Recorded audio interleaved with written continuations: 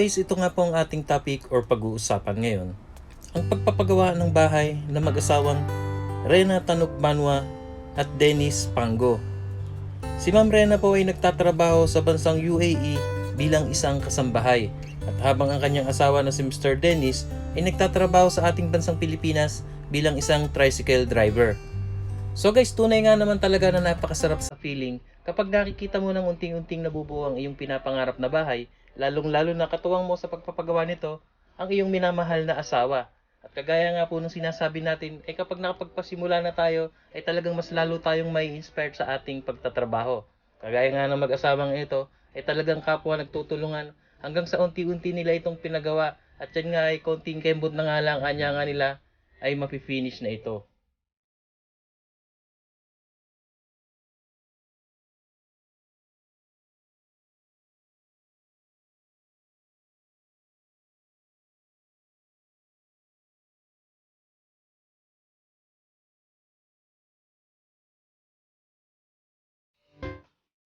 So guys, ayon nga po sa binigay na details ni Ma'am Rena, na ang sukat po ng bahay na ito ay 20 feet by 20 feet. At ito ay kinonvert natin by the meters at lumalabas ito na 6 meters by 6 meters. Meron po itong dalawang kwarto, kitchen and dining area, sala, kusina at CR. So guys, ayun nga at nakikita natin starting ng layout kanina hanggang sa nag-file ng hollow blocks at sa ngayon nga ay nakikita natin guys is buo na po yung structural at nga nagbububong na sila. So guys, ito nga at pag-usapan na po natin ang about sa pagpapagawa ng structural ng bahay na binigay na details ni Ma'am Rena.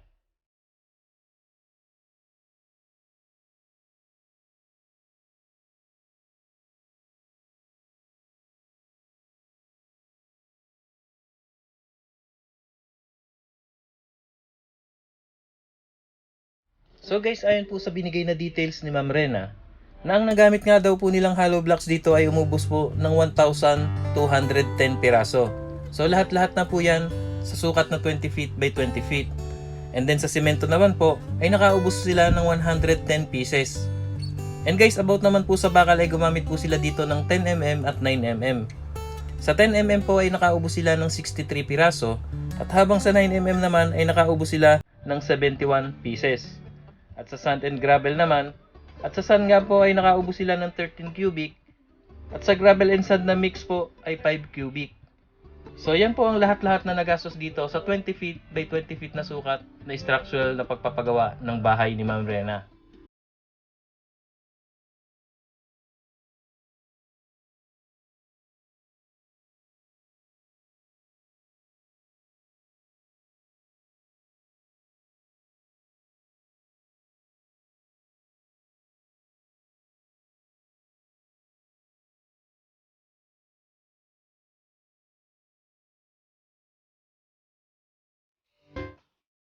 So guys, about naman po dito sa kanilang pagpapagawa ng bubong ng bahay. So ayon po sa binigay na details ni Ma'am Rena, na kung saan ito nga po ay steel trusses and corrugated roof. Yan po yung normal na roof lang na hindi siya color roof long span rib type. So dito muna po tayo pag-usapan natin ng steel trusses na kung saan ginamit nga po nila dito ay puro C-par lins. Sa C-par lins po guys ay gumamit sila ng 2x4 ang sukat at ito po ay nakaubos sila ng 10 pieces. At gumamit din po sila dito ng 2x3 ang sukat at yan po ay nakaubos sila ng 17 piraso. So lahat-lahat po yan puro C-par lins ang ginamit dito sa kanilang steel trusses. And about naman po sa kanilang corrugated roof na kung saan ay dalawang sukat po ang ginamit nila dito, ayan ay 10 feet at 8 feet. Sa 8 feet po ay nakaubos po sila dito ng 22 pieces at habang ang 8 feet naman ay nakagamit sila ng 12 piraso. So ayon po sa binigay na details ni Ma'am Rena, lahat-lahat po ang nagastos dito ay nasa 25,000 pesos about lamang sa kanilang pagpapagawa ng bubong.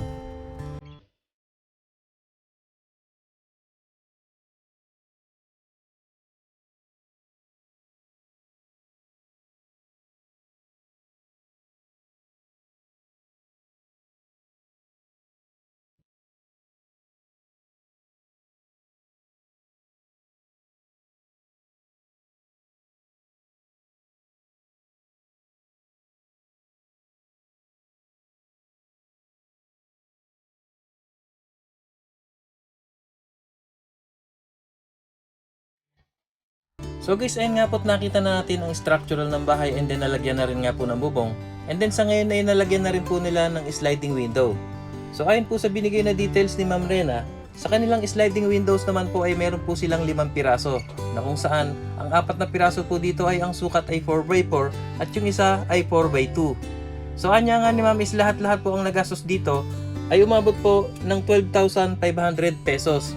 Yan po ay about sa sliding windows. At kung napapansin po natin ito ay mura, kagaya nga po nung sinasabi ko guys, depende po sa klase ng sliding window na ipakakabit nyo. Pag mas mura po, ayan po ay nakarekta lamang sa semento na wala siyang frame or hamba.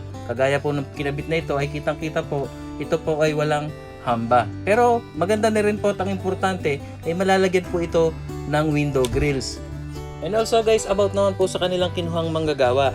Na ayon po kay Ma'am Rena ay ito nga lang po ay isang mason at isang labor. Na kung saan, ang mason po ay gumagana ng 400 pesos per day at ang kanilang labor ay 300 pesos per day. At anya nga ni Ma'am, itong mga ito ay pinsan nung kanyang asawa. Kaya medyo mababa rin ang bigay at yan nga ay dagdag tulong na rin at tumutulong na rin ang kanyang asawa sa paggawa dito. And also guys, ang location po ng bahay na ito ay sa Barangay Miranda, Pontevedra, Negros Occidental.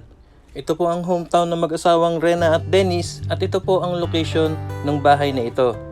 So guys, ayun nga po lahat ng details na yan ay ayon po sa details na binigay ni Ma'am Rena. At sa mga hindi na po nabanggit na iba pang miscellaneous, at yan na po ay kasama sa lahat dito na babanggitin natin ng halagang nagastos.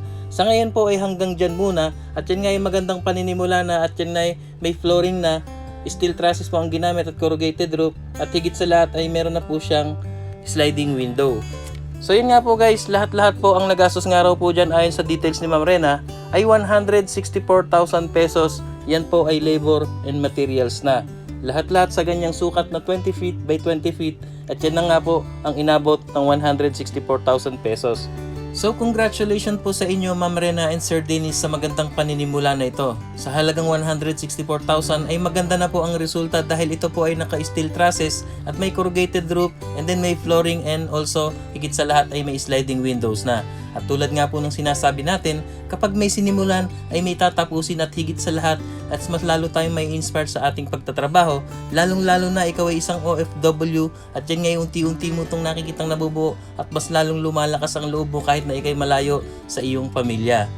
So yun nga guys, maraming salamat pong muli sa inyong panonood, sana ay na-inspired at may natutunan tayo sa vlog na ito, lalong-lalo na at na-motivate upang makapagpasimula na rin tayo ng ating pinapangarap na bahay kagaya nga nito kay Ma'am Rena, na pinasimulan na niya at unti-unti ito ay mabubuo at tulad ng sinasabi natin, pag may sinimulan ay may tatapusin.